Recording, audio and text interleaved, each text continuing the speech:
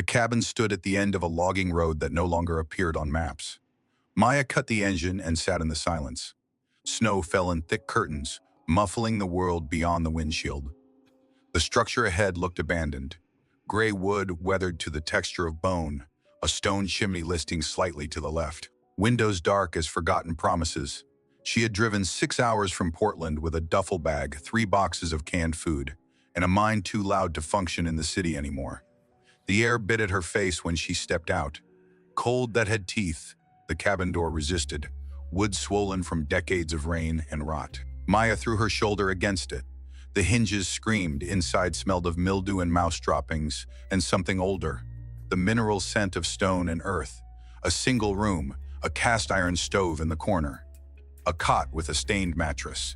A table missing one leg, propped against the wall. No electricity, no running water. A well outside if the realtor had told the truth. Perfect, she dropped her bag and stood in the center of the room. Her breath formed clouds. She could hear her own heartbeat. This was what she had wanted. Distance, silence, the absence of other people. The manuscript was not going to write itself. 2 years since the accident. 1 year since the divorce. 6 months since her publisher stopped returning calls. The advance money almost gone. She had 8 weeks to produce something salvageable or admit defeat. The stove took an hour to coax to life. The wood she had brought from town was damp. Smoke curled back into the room before the draft finally caught. Maya sat on the floor beside it, hands extended toward the growing warmth, and let herself cry for exactly 3 minutes. Then she stood and began unpacking. The cabin revealed its secrets slowly. A shelf of canning jars thick with dust. A box of candles. A kerosene lamp with half a tank still sloshing inside. Beneath the cot, a stack of yellowed newspapers from 1987. She read the headlines by lamplight. Local mill closes. County faces hard winter. Search continues for missing hiker. In the far corner, covered by a canvas tarp gone stiff with age, she found the radio equipment. At first, she thought it was just an old AM receiver. But when she pulled the tarp away completely, she saw the telegraph key, the frequency dials, the coiled cables, a ham radio setup, military surplus. Maybe, or something a hobbyist had assembled. The metal casing bore scratches and dents. Someone had engraved initials into the side. Maya ran her fingers over the letters. She knew nothing about radio operation. The device was probably dead anyway. Decades without power, exposed to moisture and cold. Still, she found herself staring at it as the last light drained from the windows. Something about its presence felt intentional, like it had been waiting. That night she lay on the cot fully clothed, layered in every piece of clothing she had brought. The sleeping bag helped, but cold seeped up through the thin mattress. She could hear trees creaking in the wind, something scratching at the roof. Branches, probably. Sleep came in fragments. She dreamed of signals traveling through darkness, of voices calling from places that no longer existed. When she woke at dawn, frost had formed on the inside of the windows.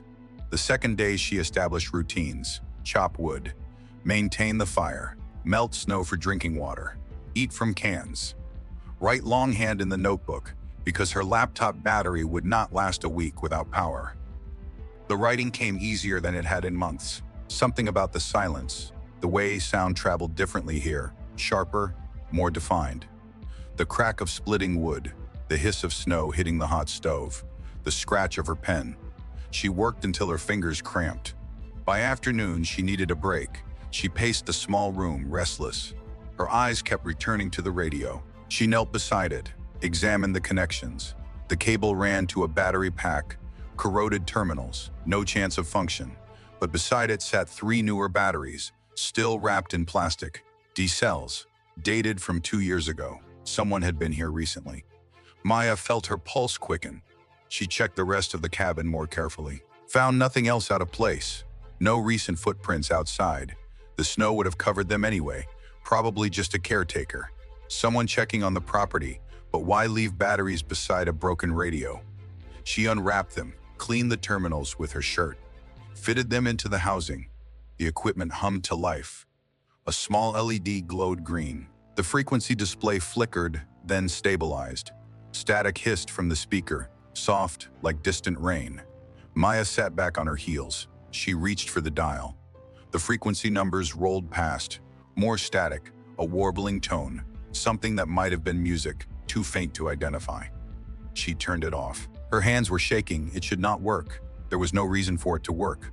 But it did. She stood and stepped outside. Needed air, needed perspective. The forest pressed close on all sides. Douglas fir and hemlock, their branches heavy with snow. No other structures visible, no roads, nothing but trees and the gray sky and the silence. She was 20 miles from the nearest town, 40 from anything resembling civilization. She had wanted isolation. She had gotten it. Back inside, she avoided looking at the radio for the rest of the day. Cooked beans over the stove, wrote another 1,000 words, read by lamplight until her eyes burned. But that night, lying in the dark, she heard it, a sound from the corner where the radio sat. Not static, not the hum of active electronics, a voice faint, distorted. Speaking words she could not quite distinguish. Maya lay frozen, heart hammering. The voice continued for perhaps 10 seconds. Then silence. She waited, counted her breaths, told herself she had imagined it, but she knew she had not. Someone was transmitting, and the radio, unbidden, had picked up their signal. Maya did not sleep. She lay in the dark listening to the cabin settle around her. Wood contracting in the cold. Wind probing at the gaps. The voice did not return, but she could not shake the memory of it. The strange flatness, like someone speaking from the bottom of a well. At first light, she went to the radio. The lead still glowed. She had not turned it off. Some part of her had wanted to hear it again, needed confirmation.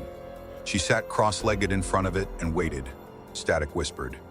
The frequency display held steady at 7.200 megahertz. She did not know if that was significant, did not know what bands different frequencies represented. An hour passed. Her coffee went cold in the car. Then, at 7:43 a.m. by her watch, the voice came through again. 17 degrees, wind from the north, visibility, a weather report. Maya leaned closer.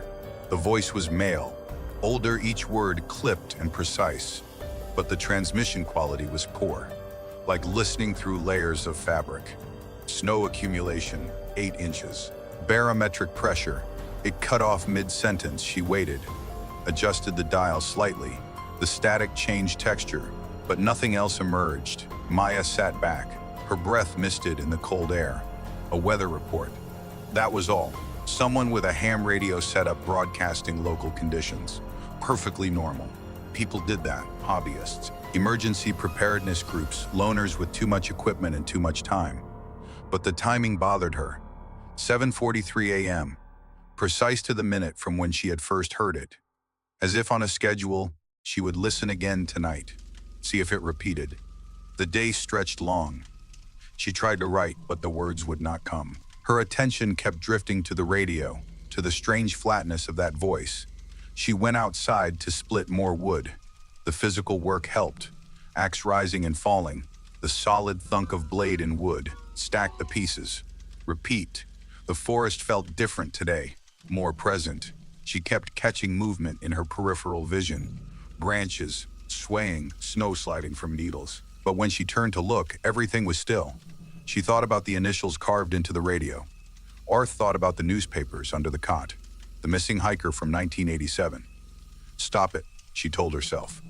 You are doing the thing, building mystery from nothing. But her mind would not let go. Back inside, she heated soup and forced herself to eat. The sun set early behind the mountains. By 5 o'clock, full darkness had fallen. Maya lit the kerosene lamp, fed wood to the stove, opened her notebook but did not write. Just sat there, pen in hand, listening. At 9:02 p.m. the voice returned. Temperature dropping, 12 degrees, clear sky, stars visible. Wind died down. Quiet tonight. So quiet. The same voice, the same deliberate cadence. But this time it continued. Day 73, supplies adequate. No contact. Beginning to wonder if anyone is listening.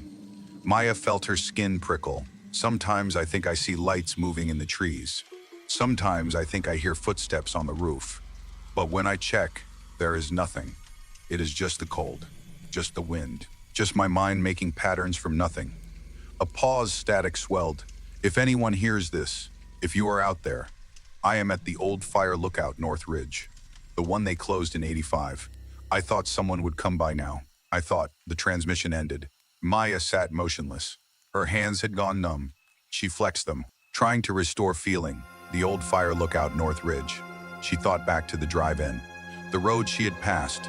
There had been a turnoff marked with a faded Forest Service sign. She stood and paced. The room felt smaller. The walls too close. Someone was trapped, isolated, calling for help on an old frequency nobody monitored anymore. But that did not make sense. Why not use a cell phone? Why not hike out unless they could not? Maya grabbed her jacket, put on her boots, took the flashlight from her bag, then stopped at the door. What was she doing? It was 9 at night. Below freezing, she did not know these woods, did not know where the ridge was or how far.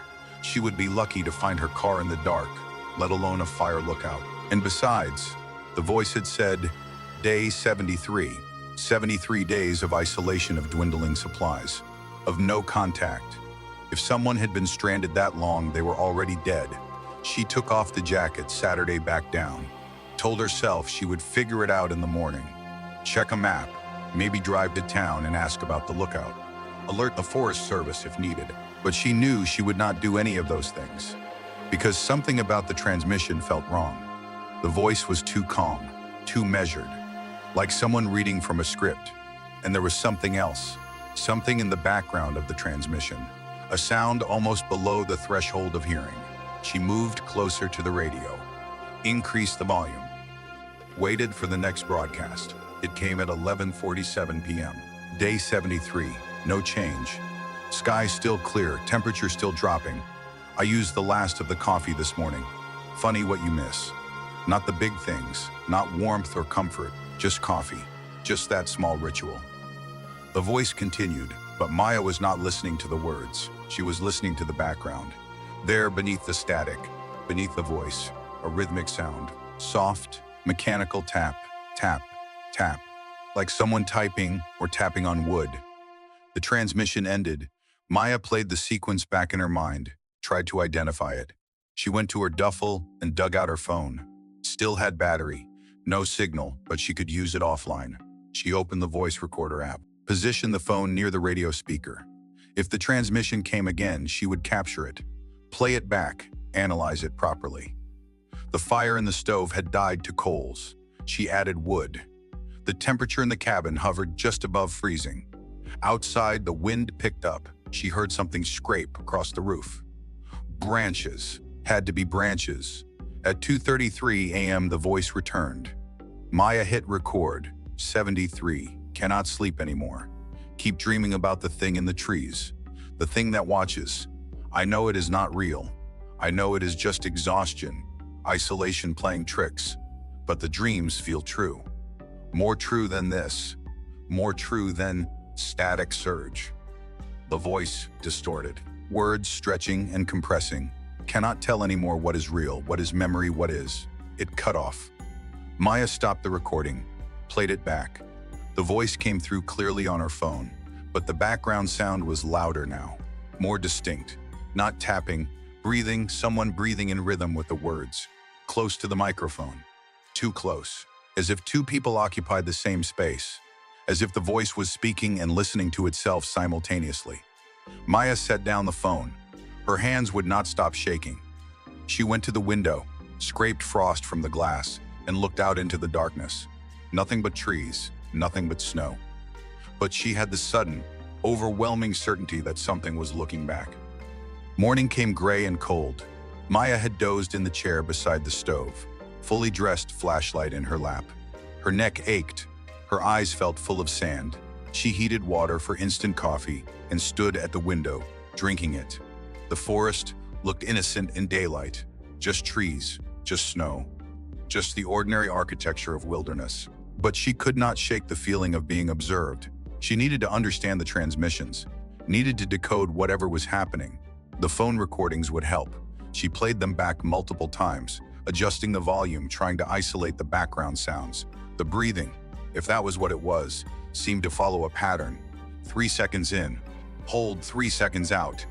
Too regular to be natural. Unless the broadcaster was deliberately controlling their breathing, trying to stay calm.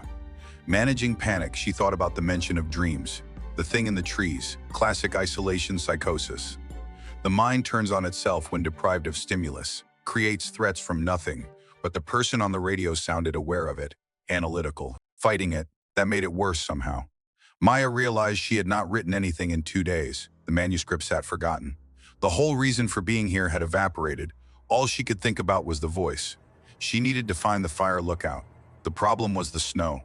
Another 6 inches had fallen overnight. Her car could maybe handle the logging road out, but anything rougher would be suicide. She would get stuck, freeze. She could hike. But without knowing the distance or direction, she would be gambling with her life.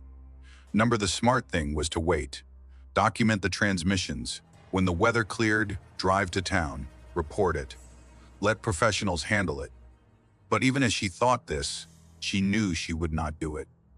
The mystery had hooks in her now. She spent the afternoon organizing, set up the phone to record continuously, angled toward the radio, made a log of transmission times, noted frequency, duration, content.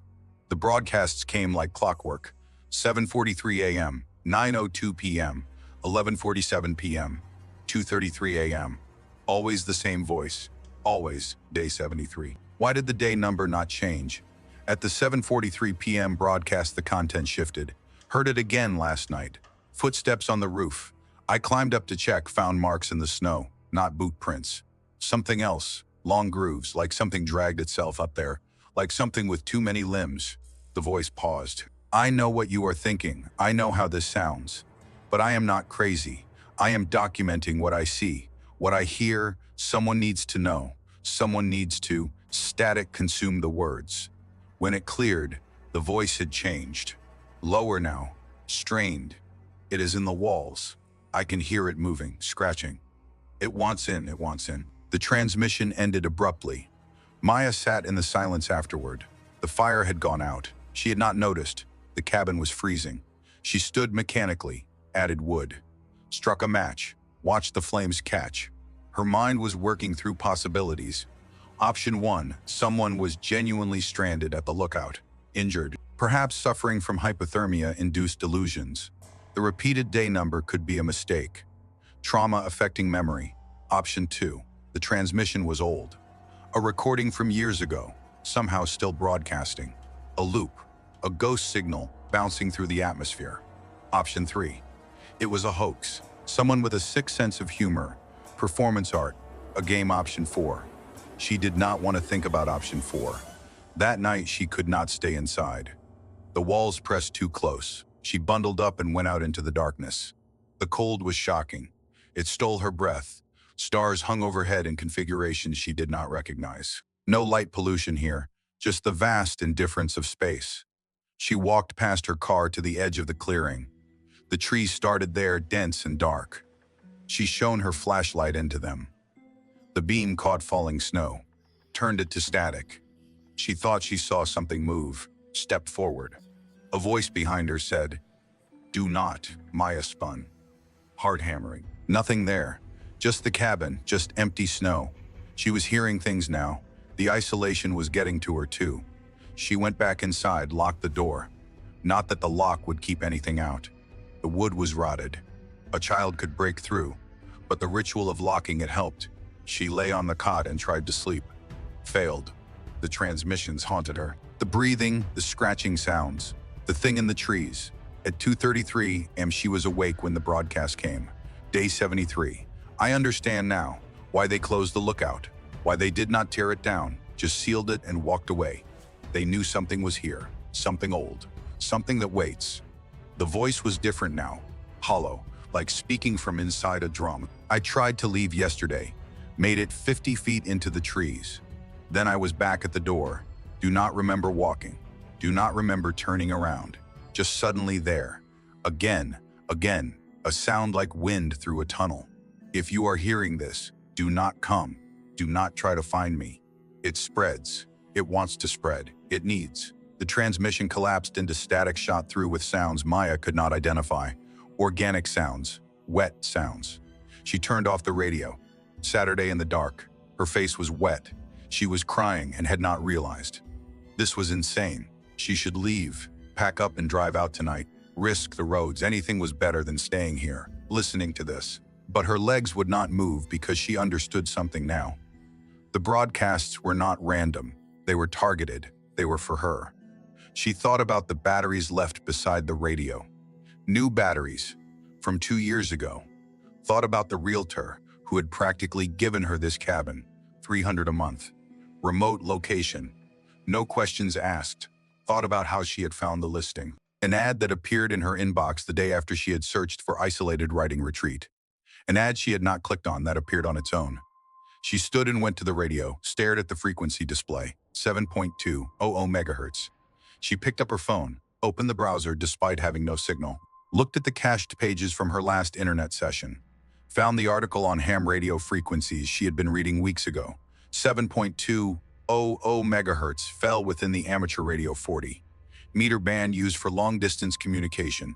Signals could bounce off the ionosphere, travel thousands of miles, or they could originate from very close by. She went to the window again, looked toward the tree line. In the darkness between two firs, something moved, not branches, not snow. A figure, tall, wrong proportions, arms too long. She blinked and it was gone. Had been nothing, had never been anything. But when she looked down at the snow below the window, she saw tracks leading away, not boot prints, like something dragged itself across the ground. Like something with too many limbs. Maya did not wait for dawn. She grabbed her jacket, her flashlight, the phone with its recordings, left everything else. The manuscript, the supplies. None of it mattered. She had to reach the fire lookout, not to save anyone. She understood that now. There was no one to save, but she needed to see it, needed to understand what was happening to her. The car started on the third try. She backed out of the clearing too fast, nearly hit a tree. The logging road was worse than she remembered. Snow obscured the ruts. Branches scraped the sides. She drove for 20 minutes before she found the turnoff. The Forest Service sign was barely visible. Faded letters, North Ridge Lookout, no maintenance. Closed to public, the road beyond was impassable, drifted with snow. No tire tracks, no indication anyone had been this way in years. Maya parked and got out. The cold was waiting. It wrapped around her immediately. She started walking. The road climbed steeply. Her boots broke through the snow crust with each step. Within minutes, she was sweating, despite the cold. Her lungs burned. The flashlight beam showed only the immediate path. Everything beyond was darkness and trees. She should turn back. This was stupid, dangerous. She would freeze or fall or get lost. But she kept walking. The road switchbacked up the ridge. Her legs ached. Time became meaningless. Could have been an hour, could have been 3. Then the trees opened and she saw it. The fire lookout stood on the ridge crest, a small square structure on stilts, windows on all sides, wooden stairs leading up, no lights, no smoke from the chimney, no sign of occupation. Maya approached slowly. Her flashlight found details. Weathered wood. Broken windows, a door hanging open on one hinge. Snow had drifted inside. She could see it through the doorway. She climbed the stairs. They creaked under her weight. Rotten in places inside was worse. Empty places inside was worse. Empty, completely empty. No furniture, no equipment, no supplies. Just bare walls and broken glass, and decades of accumulated debris. Bird droppings, mouse nests, the remnants of the structure's slow collapse. No radio, no person, no sign anyone had been here in years. Maya stood in the center of the room and turned slowly. The view from the windows showed nothing but forest and mountains, and the stars above. She took out her phone, checked the recordings. They were still there. The voice. The transmissions. She had documented everything. It was real. She had not imagined it. But there was nobody here. She sat on the floor, the phone in her hand, trying to think. Then she noticed something in the corner, scraped away snow with her boot, carved into the wooden floor. Orth was here. 1987. The same initials from the radio. Below it, another carving. Do not listen. It lies. And below that, there is no lookout. There is only the waiting. Maya stood and went to the window facing north. Shone her light into the trees, saw it. Not a figure this time. The trees themselves. The pattern they made. The negative space between them.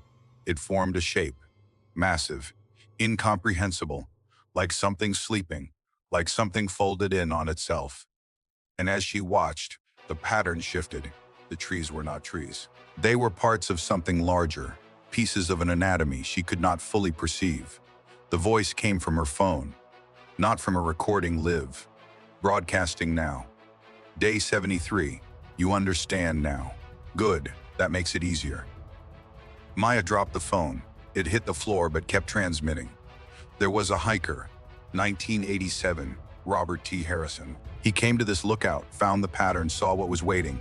It got inside his head. He tried to warn people, carved messages, destroyed the radio equipment so others would not hear. Then he walked into the trees.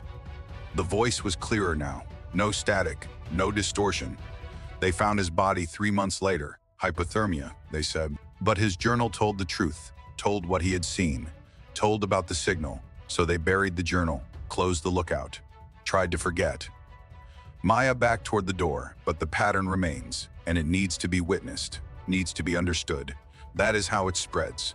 Not through contact, through knowledge, through the act of seeing. She was on the stairs now, descending too fast. You came here to hide. Maya came to escape. But you cannot escape this, because I am not broadcasting from a radio.